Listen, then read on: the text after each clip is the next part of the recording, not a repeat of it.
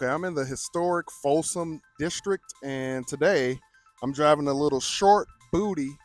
You can kind of see it behind me. A little short booty Eldorado National Bus 2016. So we can take a look at it. Okay? Yeah. So here we go. I'm not a huge fan of how the front of these buses look, but it is what it is. And it has this wrap on here. I don't like these wraps. The City of Folsom wrap. So, yeah. Not a huge fan. One of the things that I really dislike about buses and trains that are wrapped is you can't really see out of the window because you have all these dots. I don't like the dots. What if you want to look out the window? What if you want a clear view out of the window?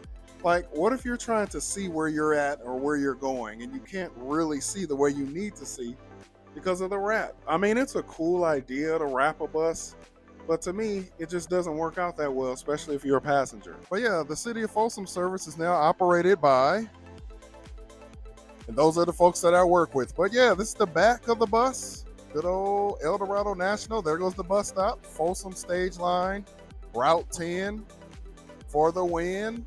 So pros and cons as far as driving. I hate the way these buses handle on the highway. They're all wobbly and shaky. But on the roads, like the regular city streets, it's great. It accelerates really good. I can get in and out of bus stops quickly and safely. And I can make a lot of tight turns and tight corners and maneuver in tight spaces a lot more easier than when I'm operating a 40-foot bus, which, of course, I have no issues with a 40-foot bus either. This is what they got me driving out here in Folsom, California, which is basically right outside of Sacramento County. So it's in the Sacramento region.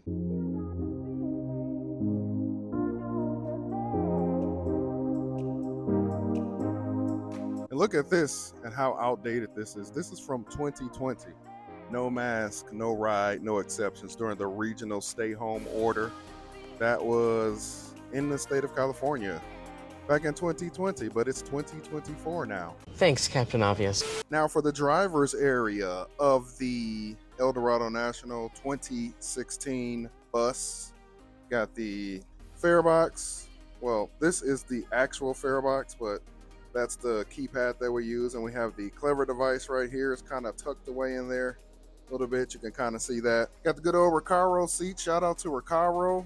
Operators, do you like the Recaro seats? What do you think? I personally don't like any of the seats from any of the companies. None of them are comfortable enough for me, just being honest. Anyway, one thing I dislike about these buses is we got the regular signal stick. We don't have the signals on the floor down here, which all of our other buses have the signals on the floor that we step on.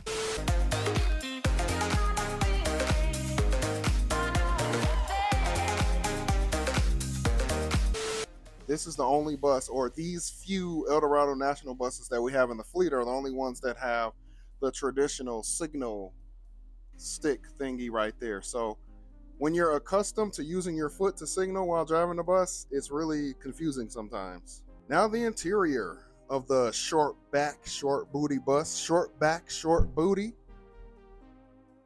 Pretty standard stuff.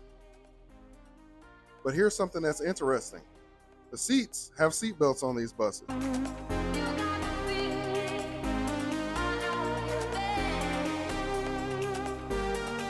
And take a look at this. California law requires all passengers in a bus equipped with safety belts to be properly restrained by a safety belt. Not wearing a safety belt is an infraction, punishable. Punish.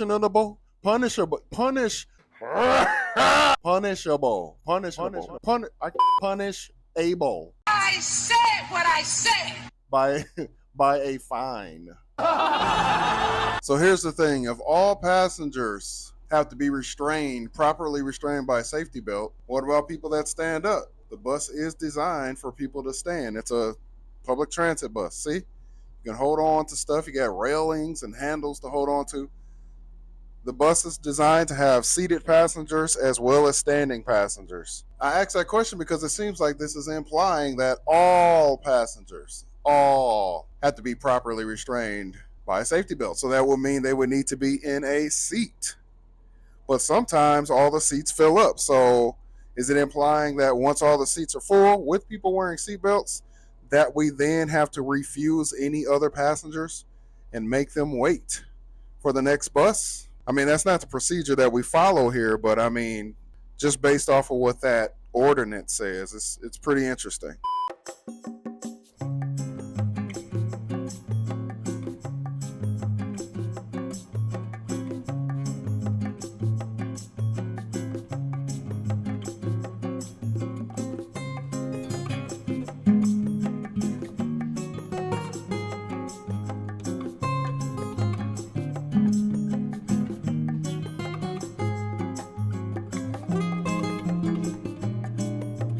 So interesting thing on this particular bus is we have wheelchair boarding in the front, and if you go to the rear door here, we also have wheelchair boarding here. And here's the controls when we're in the rear of the bus to operate the wheelchair ramp right here. And of course we have separate controls here in the front of the bus for the wheelchair ramp, and you can see the clearance height of this bus is 10 feet 8 inches. Another interesting thing on this bus, we have the 5-position door handle. On most of our buses, we just have the 3-position. Closed, front, and front rear. But on here we have front rear, front, door closed, rear, rear front. Also, this bus has an Allison transmission. All of our Gilligs and our Orions has Voith. Is that how you say Voith? Is it Voith? Voith? Voith? I've never heard anyone pronounce Voith. Anyway, so as you can see, these seats can fold up. It allows room for the wheelchair to come on through here and go to this location right here. And of course, these seats can also fold up. They have to fold up because the wheelchair has to go there. Also, these seats right here, they can also fold up, but these seats are really not in use because we have this makeshift COVID shield here. When you're not using it, it's in the way. Then, of course, these seats right here have the ability to fold up because when we have a wheelchair come through the rear door here, this is where that wheelchair goes, in this space right here. And this is how they signal the operator right here. See? See? So right here we have a place for bus schedules, but they keep falling out of here. So we have the route F10, Historic Folsom to Iron Point. I guess I'll clean this up, but they're going to just fall out of there again because it's really not a good space to hold smaller schedules. So here's the map. And this route operates 7 days a week, Saturdays, Sundays and holidays, and of course Monday through Friday. This route operates once per hour, every 60 minutes. I was the first bus out of Historic Folsom Light Rail this morning at 6:27 a.m. But yeah, this bus runs until 6:20 p.m. from Historic Folsom Light Rail Station, and it runs until 7:08 p.m. from the Iron Point Light Rail Station. So this is my driver paddle right here, and like I said, just like I pointed out on the actual bus schedule, well, let's get some sunlight. It's okay. The wind just blew the paddle. Well, okay. Here we go. Historic Folsom, 6:27 a.m. And as you can see, I have to be on duty 5:42. And I garage out at 5:57. So here's another exterior view. We are currently at Iron Point Light Rail Station. Folsom 10 for the win. That rhymed. Thanks, Captain Obvious. And of course, since we're at the light rail station, might as well check out one of the new S700, Siemens S700 light rail trains right here, awaiting passengers at the Iron Point Light Rail Station.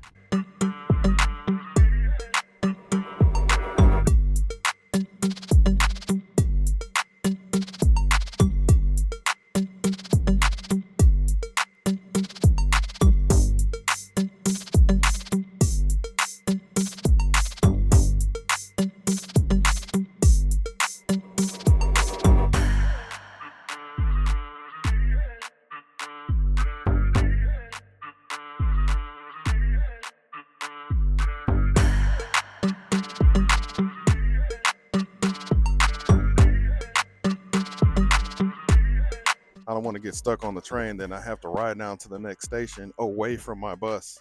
That will be bad. So the interesting thing about me driving the 2016 ENC bus is that back in 2023, it's currently 2024, going on 2025. But back in 2023, I went to the APTA Expo and I was able to check out a brand spanking new ENC bus.